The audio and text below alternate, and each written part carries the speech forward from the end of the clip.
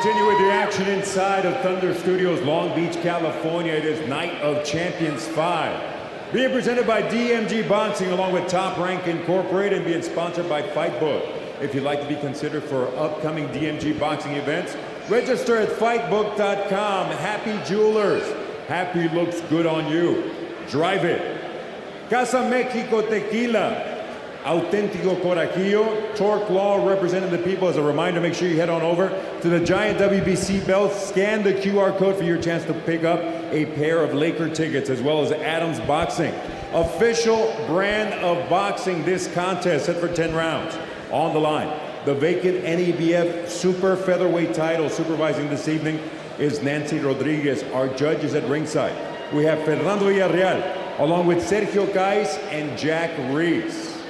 Presenting first, the fighter standing in the blue corner. He enters the ring wearing blue with black trim. Officially, he weighed in at 132 pounds. In 40 bouts as a professional, he maintains a record of 27 victories against 11 losses, 2 draws, 18 of his victories coming by way of knockout. Fighting out of Aguascalientes, Mexico, Emmanuel Dominguez. His counterpart across the ring in the red corner, wearing white with black and gold, he weighed in at a ripped and ready 128.5 pounds tonight. He enters the ring an undefeated professional with a record of 15-0, 7 of those victories coming by way of knockout. Fighting out of Miami, Florida, and representing his homeland of Akakalkalaki, Republic of Georgia. Please welcome the Pit Bull, Otar Eranosia. Our referee is Thomas Taylor.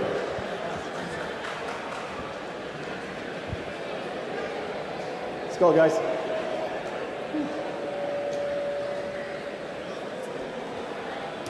Coach, hang on, back up. Coach, on this side. All right, gentlemen, let me just stop bouncing for a second. Everything from the middle of the letters up is going to be good. Everything from the bottom of the letters up is going to be good. We got my instructions in the back, gentlemen. Protect yourselves at all times. Listen to my commands. Touch them up. Back to your corner, guys. Tom Taylor with the instructions. Fernando Villarreal, Sergio Cais, and Jack Reese will be the judges for Emmanuel Venano Dominguez. He has Oscar Garcia, Jorge Daniel, and George Martinez in his corner. Otar come in with Timur, like you mentioned, also has Richard Wilson in his corner. This was scheduled for 10 rounds. Here we go on DMG Night of Champions 5. Beto Duran, Mike Rodriguez, and Lindsay Payares with you here from the Thunder Studios in Long Beach, California. Otar 15-0, coming off of a good win on a Pro Box show where actually, no, before that was a Pro Box show. That was against Roger the Kid Gutierrez back in 2023.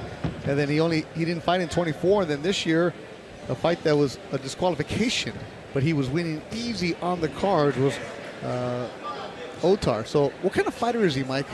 You know, he had a really good amateur program. As a lot of these Eastern European, these guys from the former Soviet Union countries. He's well schooled, starting to get a little bit up there in age a little bit where you kind of got to make your move. I think they'd like to keep him busy. That's why they have him out here. He's on the fringes of being a world-class guy. And I think if he can get by this fight, you got to look to start putting him in, you know, with some guys that are going to elevate him to get him where they want to go. You mentioned the big amateur program for Georgia. What do you tell us? Like almost 200 amateur fights? Yes, that was 250 amateur 250, fights. wow. Probably fought in every major international tournament over there in Eastern Europe. His trainer, like I said, was a 96 Olympian, was at one time the best amateur light heavyweight in the world in the early to mid 90s. Timur was very accomplished, moved up to heavyweight as a professional, lost to Calvin Brock. And I really like if you can see the style and the pedigree of Pitbull, the way he moves his hands and he keeps his head off line. And you got a guy that's a little more lopier in Dominguez, where his movements are a little bit wider. And I think that if Pitbull, if he's going to have a lot of success. After this fight will be Perla Bazadula, the 20-year-old, trained by Manny Robles. Good up there, shots landed by Otar. And you can tell right away he's well schooled. He really knows his way around the ring. He may only have 15 pro fights, but a lot of those fights that he had, the 250 fights, those things count for something. Oh, absolutely, because they were elite fights. Yes. It wasn't like just whatever tournament. He's fighting at the Worlds. He's fighting the European Championships. He's fighting against, people don't understand this, but in the Eastern European countries, you don't turn pro right away because you get paid by your country to represent them. Absolutely. And he lands a good body shot. And I'm not going to knock our amateur program, but there's a lot of fighters and kids running around claiming to have a lot of national titles. Yeah. It's a little bit different over there. A national title over there to represent your country. It's a real one. It's a lot different prestige.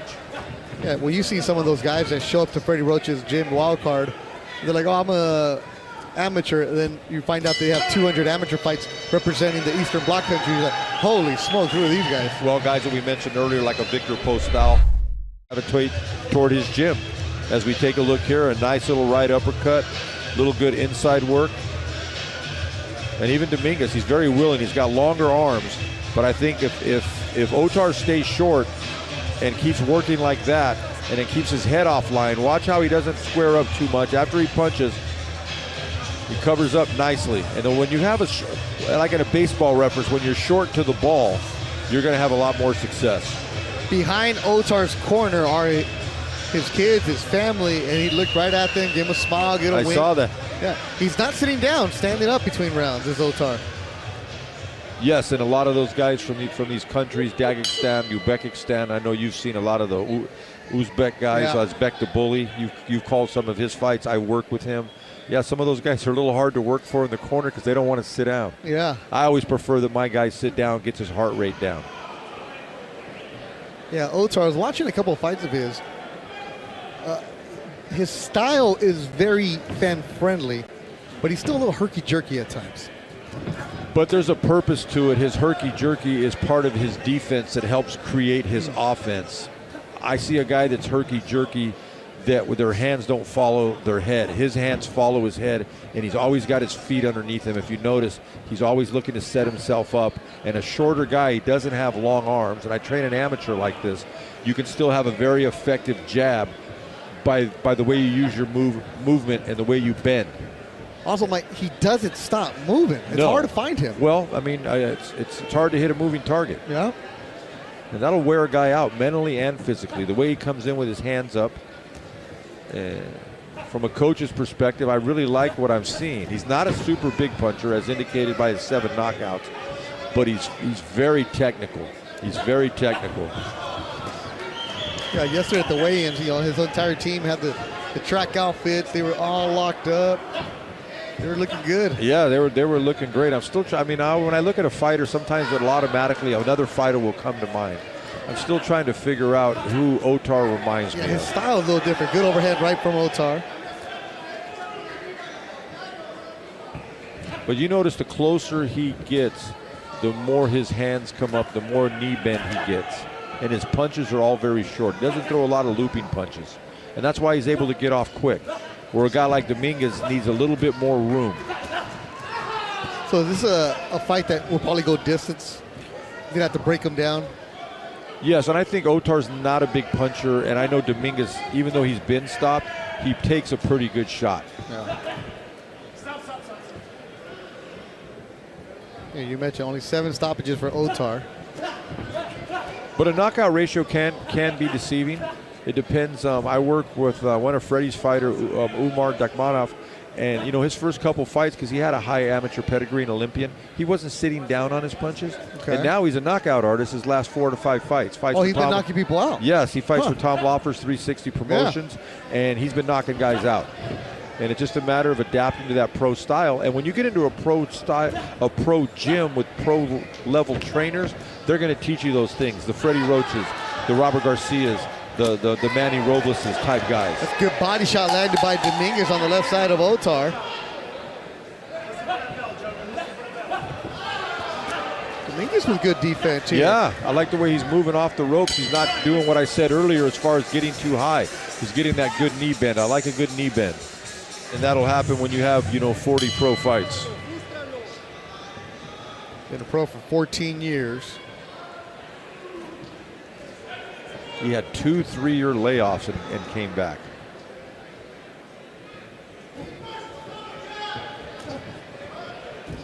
You know, like a lot of these guys you see from Mexico that have these records like Dominguez, they were prospects at one time. They were the 7-8-0 guy, and for whatever reason, things didn't work out. But here they are, you know, all these years later, still applying their craft. So it's not like they can't beat somebody because they have. Yeah, they step up in competition. There you There's go. levels to it. And a nice little short combination right there, a little 2-3 punt combination by Otar.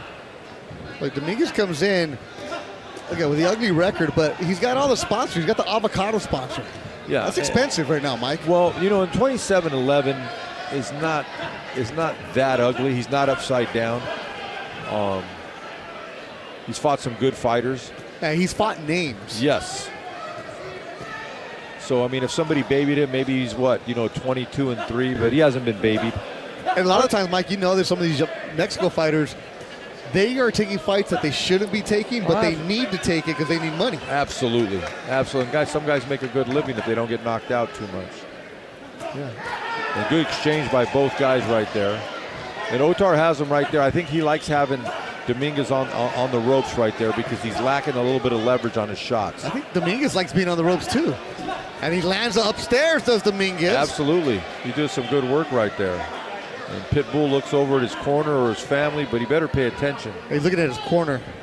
That's Tinor. You like that, Mike? When a guy looks at his corner? No. You should be able to just hear your trainer's voice. You've heard it enough in the gym. Let your trainer be the one focusing and look at things. You got enough to worry about in the ring. Good body shot. Very good body shot by both guys. Left hooks to the body as they exchange them.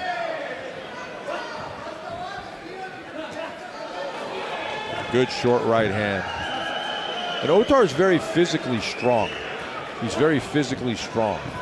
And he uses his legs a lot. He's got strong legs. And the thing I like that he's doing is he's keeping his head offline. Like we talked about, he's not a big puncher, but he can definitely get your attention. He's landed some good combinations. They start to get a little bit more tied up than they were the first 2 rounds.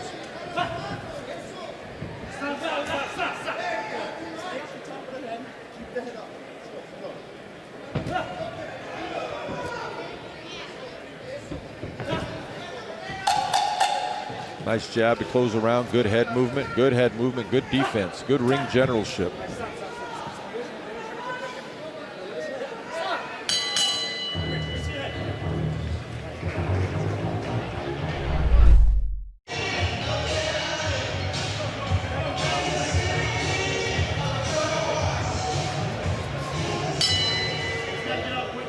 Scheduled for 10 rounds. Our 5th fight of the night here at DMG Night of Champions 5 at Thunder Studios in Long Beach, California. 4th round of action, Beto Duran, Mike Rodriguez, and Lindsey Payares. And Lindsey's going to the corner of Otar to see what they're saying over there. It could be very interesting. Because I'm pretty sure they like what they're seeing. But, Mike, you're seeing a fighter in Dominguez who is tough and not going to go anywhere. Yeah, so you have to have that extra gear. You're going to have to, you know, if you want to make a statement and you don't want to keep fighting, not knocking this fight. But if you want to really step up and back up your pedigree, you know, and the faith that people have in you, you're going to have an extra gear to really make people want to see you again. Yeah, and DMG working with Pitbull, putting him on shows. Yeah, so they obviously got faith in him, and they feel like he could do so. And I'm very impressed with what I'm seeing. Yeah. He's not doing anything wrong. We're just kind of forecasting, like, maybe down the road what his ceiling is. Well, you were mentioning he's an older fighter. He's an older prospect, right? Yes. Turned pro later. Yes, indeed. And I saw a fight here at Thunder Studios a few months ago that you and I called with Peter Kamikoff, a former a former Olympian that was getting a little bit up there in age, and he lost to David Stevens, one of Ronnie Shields' fighters out of Texas. So you just don't know when that clock is ticking, obviously, and you just don't know when it's not going to be your night when that happens. All right, what are they saying in the corner of Otar, Lindsey Payares? In the corner of Otar, lots of good things happening. The trainers are liking the combos, the angles, the distance. You guys both talked about how he's moving a lot. They actually want him to be moving more. I'm thinking to help tire out his opponent there. That's good advice. You know, they want the activity. They obviously know what kind of condition he's in. You can look at his body and know that he's a very well-conditioned guy. His body has been probably in good condition since he was 13 years old. Oh, big right hand from Otar, drops him. Big shot from Otar Emanuel, and Dominguez was stunned. He went down hard. And he's still wobbling, and the corner has stopped it. The corner of Emmanuel Dominguez has seen enough. They saw their fighter was wobbly. They jumped onto the canvas and said, no, we don't want to see anything else. And I have no problem with a corner doing that. No problem whatsoever. And Beto, that was that next gear. Yes, it was. And based on what Lindsay said and the things that they wanted him to do, he went out and did it, and hats off to all of them. And hats off to Dominguez's corner. They knew what their charge is capable of doing. They've been down this road before, and there is absolutely no reason to take any unnecessary punishment. And a very, very, very impressive win for Otar Emanuel. The pit bull was definitely barking the night. Yeah, the pit bull went at it. He had worked him, and then the big overhand right knocked him out.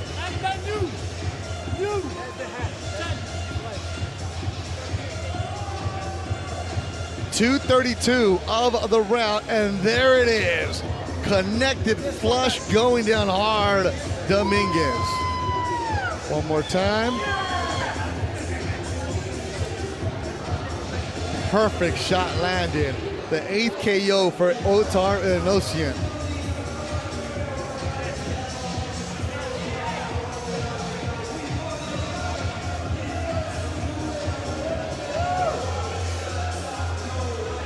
Great job by the corner, Dominguez, realizing the fighter wasn't going to react.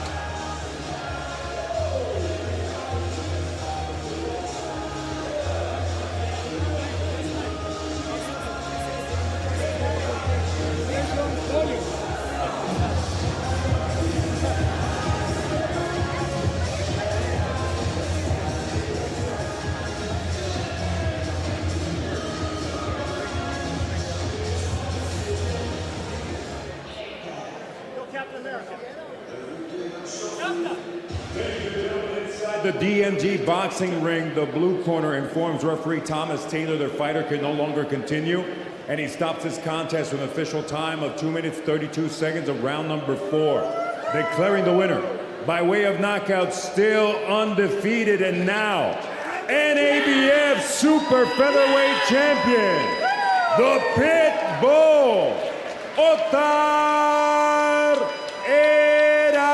Emanuel.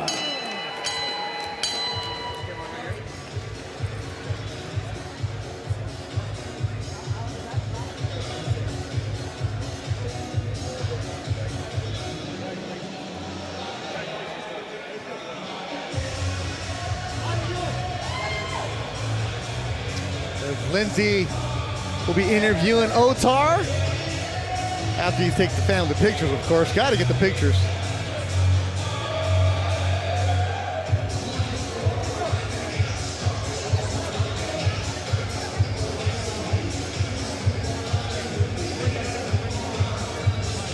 So you gotta get. You see now he has a regional belt, which helps him with the rankings.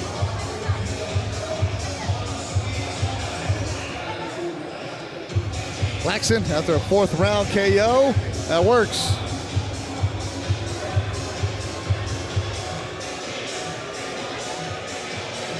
Everybody wants the picture. Tom, WBC.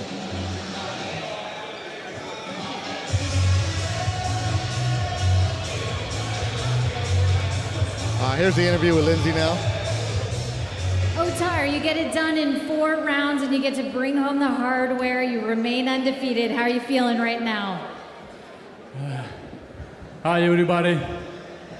Thank you for come out tonight. Support for me. I'm so excited. I'm so happy. It's my first belt, WBC. But I'm start with this. but future, I'm gonna do Super 4 champion. I promise you guys, I'm coming for this belt. I'm coming so long way. So that's my start. Future, I will be world champion. I promise you. What did it mean to share this win with your family and see your son with that belt? My family with me, they support me, thank you. I'm so happy, I'm so excited. I want to say thank you first, God, for this victory. Thank you, my family. Thank you, my team. And thank you, my promoter. Thank you so much, I appreciate it. Congratulations. Thank you. Good job, Lindsay. Payares with Otar Aranosian, and it's a cool family affair. Win number 16 and his 8th KO. You know, he came out with a purpose. He wanted to make a statement, and he did. He did it in front of his family. He did it in front of his promoter. Traveled a long way to get here. And I think he has set himself up for a lot better and bigger things. Dominguez was obviously very, very willing, but in the end, the class of Otar Aranosian showed with that big, short, chopping right hand. And that was a big shot, and you could see that Dominguez's corner didn't want to see him take any further punishment. That was a big shot, and it's nice to see his family there. What's better than doing what you love, Beto, with the ones you love most? See, he's from Anaheim, but you got to figure out, is it like closer to Anaheim Hills, Yeah, Villa Park, or Disneyland area? There's certain things you can do and certain ways you can act in certain places. Yes, sir. All right, Lupe, make it here. We continue inside of Thunder Studios, Long Beach, California. This is Night of Champions 5 being presented by Dmgboxing, in association with Top Rank Incorporated and being sponsored by Fightbook. If you'd like to be considered for the next Dmgboxing event, sign up at fightbook.com. Happy Jewelers. Happy looks good on you. Drive it. Casa Mexico Tequila. Also Auténtico Corajillo. Torque Law, representing the people, and Adams Boxing, the official brand of boxing. This contest, 4 rounds or less in the super welterweight division. Our judges scoring ringside. We have Christy Rosario, along with Ron Scott Stevens and Sergio Caiz. Presenting first, the fighter standing in the blue corner. He enters the ring wearing blue with gold trim. He weighed in at an official 151 pounds tonight. This fighter answers the call, accepts the challenge, and faces off against another undefeated prospect in his 19th bout as a pro. Fighting out of Wilmington, California, Henry Goku Mendez. Across the ring in the red corner, wearing bronze with black trim, he weighed in officially at 150.5 pounds tonight. He enters the DMG boxing ring an undefeated professional with a record of 3 victories and 1 bout even. Repping his hometown of Anaheim, California, El Güero, William Fonseca. Our referee, Thomas Taylor. All right, coaches, real quick. We're going middle of the belt line on this side, middle of the belt line on this side. Gentlemen, you got my instructions in the back. Protect yourselves at all times. Listen to my commands. Touch them up. Back to your corner, gentlemen. Tom Taylor, the third man in the ring. Christy Rosario, Ron Scott Stevens, and Sergio Caiz will be the judges. Henry Mendez with Cisco Reyes and George Rodriguez in his corner. And for El Güero Fonseca, Victor Marin, Sean Spencer, George Lopez, and Mike Bracamontes. This one's scheduled for 4 rounds. Our 7th bout of the night here, DMG Night of Champions 5, Beto Duran, Mike Rodriguez, the crime fighting cut man, and Sweet Pea Payares with you here. So that's how nicknames start. You got I know. We have to see if it sticks. Oh, they will. It'll stick. Oh, okay. Just like mine, the crime fighting cut man, that was given to me by Oscar De La Hoya's brother, Joel De La Hoya. That's a good nickname. He saw me on a crime scene on the news, and he took a screenshot, and it went viral on social media. He said, when he's not stopping cuts, he's stopping crime, and it just kind of stuck. And Beto, That's a nice ring to it. yeah, and you know, Beto's kind of carried that on, and Absolutely. you know what? And that's why Sweet Pea's going to stick. All right, I accept. We're a team. Mike is a homicide detective for LA Sheriff's Department. So whenever you see, unfortunately, a crime, Mike is the one speaking to the media. That's why he's perfect behind the mic. And a boxing cut, man, I'm in the blood business. Don't put it out there. Use it. Or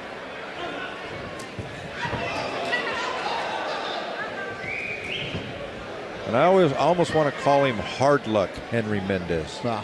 2 wins, 13 losses. He fights everywhere. Yes, and A weird style, but he'll fight you. Yes.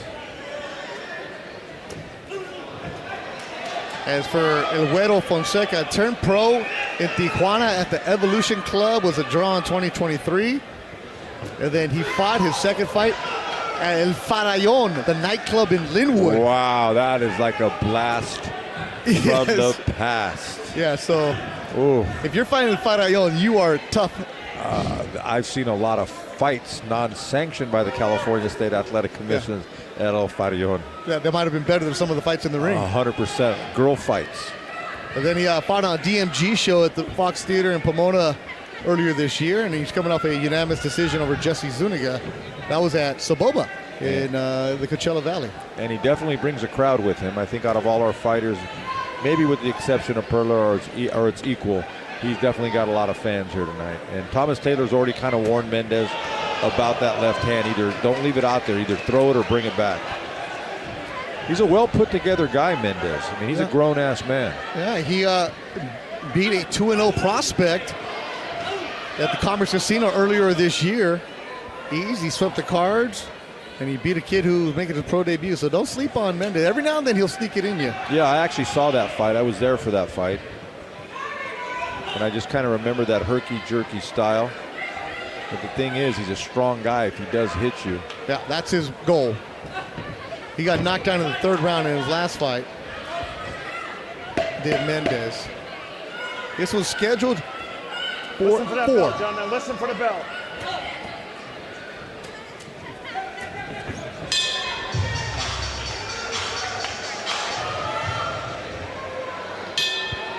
Round 2.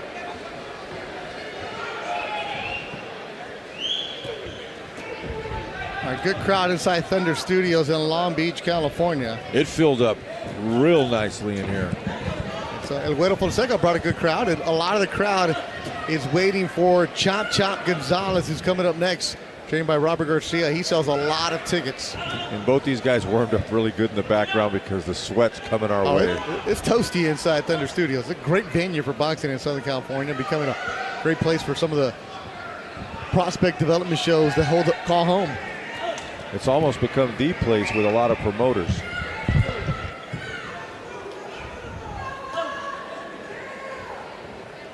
Fonseca's not real committed. When I say committed, he's not real committed to his punches. He seems to punch and then he wants to get out of the way. And I agree. Boxing, you want to hit and not be hit, but you want to set yourself up for the next punch. And sometimes moving straight back is not always the answer to that.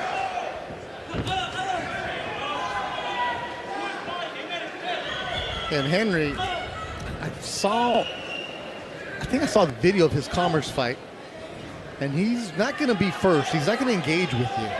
No, I think what he tries to do is he tries to lull you a little bit to sleep. He throws those punches out there where he's kind of trying to break your rhythm. And when you make a mistake, because he's a strong guy, he knows if he hits you, he could probably hurt you, just like he did right there. Yeah, he's looking for that one punch.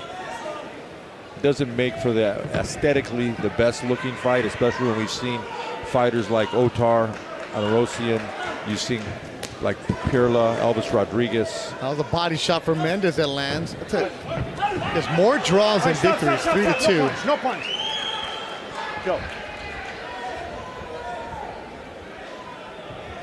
If you're the youngster in Fonseca, shouldn't you just be super aggressive? And Well, it's not so much aggressive. I like to see him walk him down with a stiff jab and back him up. And he's doing a little bit of that now. Maybe as he settles in and the nerves start to run off. But you can shut a lot of what Mendez is doing down by what you're doing. See, he threw a jab, he pushed back when he should have threw a right hand left hook right there. And he did it right there. And see what Mendez does is he goes back with his head up. And when a guy has his head up, he's got no shock absorbers underneath him. All right, stop. And when you get hit like that with your chin up, a lot of the times bad things are going to happen. So what I would do is I would instruct him Beto, I would take another step. So you already know he's pushing back and pulling his head back. Well, if you're pulling back, you're not going to reach him with the shot that you want to hit him with.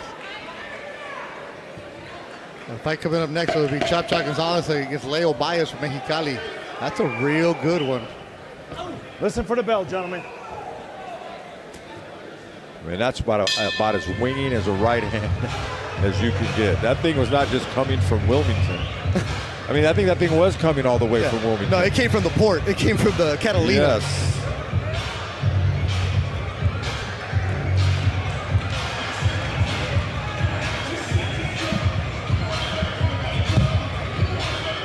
You see in the corner, do some work. There's nothing going on with his face.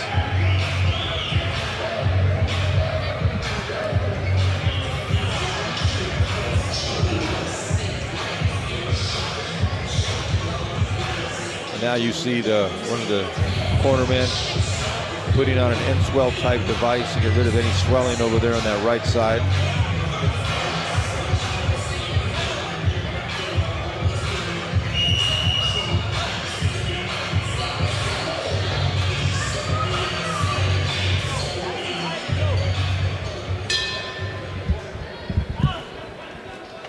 Round number 3, scheduled for 4. That Chop Chop Leo Baez fight, Mike, that's going to be action-packed coming up next. Yes, and I think Chop Chop, because he's been with Top Rank, I think this is his third fight after signing with them. He's been with Robert Garcia and that whole team his whole career. You know, he's got the big dogs in the house, and he wants to make a statement. You don't get any bigger, you know, with the exception of maybe Mr. Aram sitting ringside, than Brad Goodman and Bruce Tramper that drove all the way out here to Vegas. And if I know those guys, they didn't fly, they drove. Why? I just think they like driving. I know these guys would come out to fights, and Brad Goodman would drive from Vegas, and then he would drive back home that same night. Immediately. Immediately.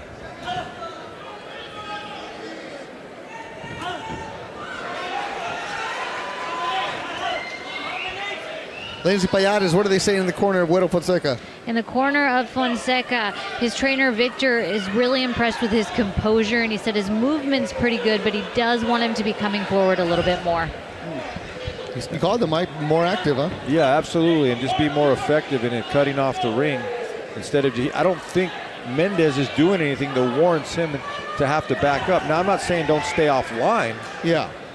But you could double the jab, shoot a straight right hand, and you could push this guy back, and then you can start setting yourself up for more power shots. He throws the one, but you already know what Mendez is going to do. He's going to throw that half jab to kind of blind you a little bit if he can, and then he's going to wing that right hand. I would throw a jab, a high jab, and I would bend down and throw a straight right hand to his body, and I would keep walking towards him and come up with a left hook.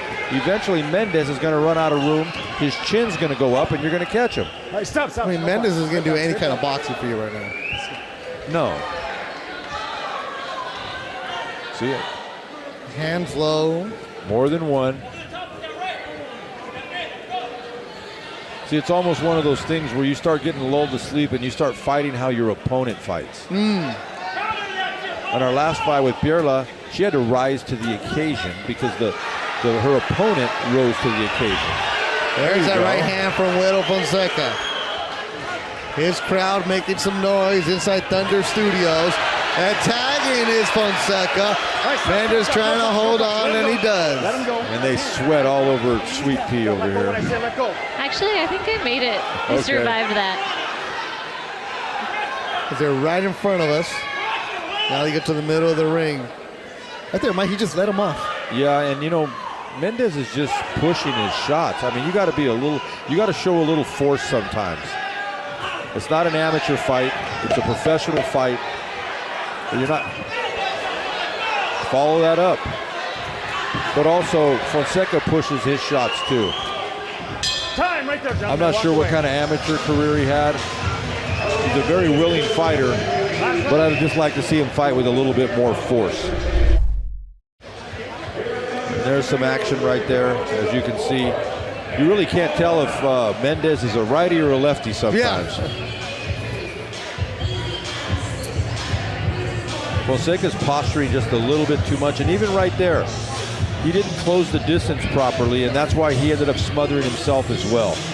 There's ways to cut off a ring when you got a herky-jerky fighter.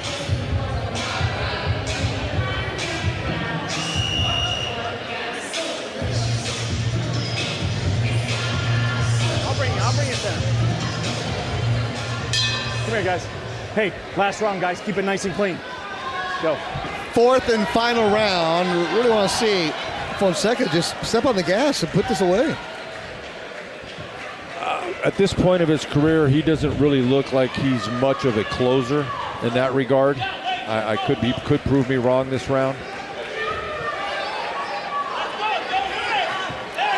Well, his corner just yelled, "Let's go, don't wait." And Mendez answers with 3-4 shots of his own. And I think that's what's giving him, Fonseca, a moment of pause, because Mendez is actually a strong guy. Well, he looks like it. Good body shot by Fonseca.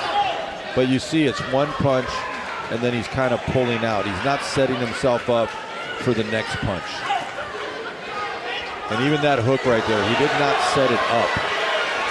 He's probably not going to like when he watches the broadcast of what I'm saying, but that's what I see. As Oscar says, you're not a hater if you're telling the truth. No punch. I always look forward to Clapback Thursday. And you're right, Mike. Your analysis is spot on, because I think Fonseca would agree with you. Yes, I think if I have a fighter that's 3-0, how do you think I want him to perform against a 2-13 guy? We shouldn't be in the fourth round. Exactly. You let a guy hang around, you just never know what can happen. You take a bad shot, you get cut, you give a guy hope. But in all fairness, he probably hasn't had the amateur pedigree of Otar, Arnosian, Pirla, you know what I mean, of Elvis Rodriguez, of Cortez, as he tries to close the show and maybe prove us wrong. What is Fonseca do? Why is he showboating? Yeah, a minute to go. Trying to put on a show for the crowd, but you know the one way you put on a show for a crowd? You hit somebody. You hit him and you knock him out. Elvis Rodriguez put on a show. Elvis put on a show. Andres Cortez put on a show. Jesus Aguilar put on a show. Otar put on a show. They all got stoppages. And Pirla and Yasmin put on a show. Yeah, even though it was a draw. There's the best punch of the night for Fonseca. Well, you said it, one at a time. Stop. Will, watch the back of the head. Let him go. Watch that back of the head. Hey, let's go. Fonseca looking at our replay screen. Oh, good right hand. Mendez with the right hand. Yeah, he snuck that in there. 10 seconds. And as I anticipated, I thought this was going to go the distance. Listen for the bell. Listen for that bell. Time right there. Good job. Well, they go the distance. This should be easy on the cards. And we got to get ready for Chop Chop and Leo Baez. So everybody go get your popcorn, go get your beverage of choice. I see Bruce Trampler, Mr. Brad Goodman right here in the corral. Getting ready for that next fight with Chop Chop.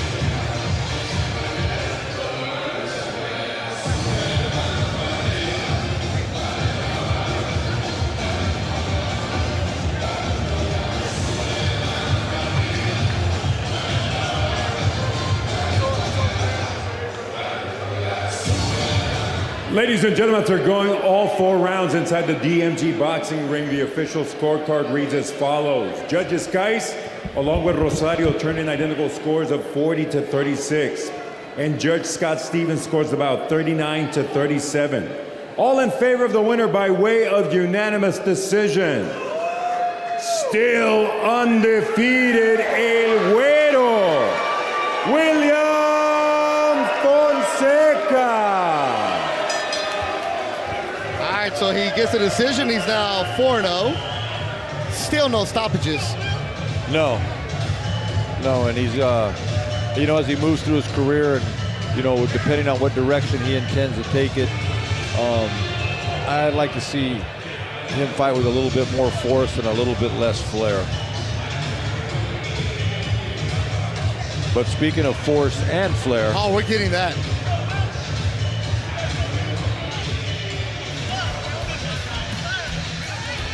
Great job by our replay crew finding the replays in that 4th round. I'm telling you, our production team is fantastic.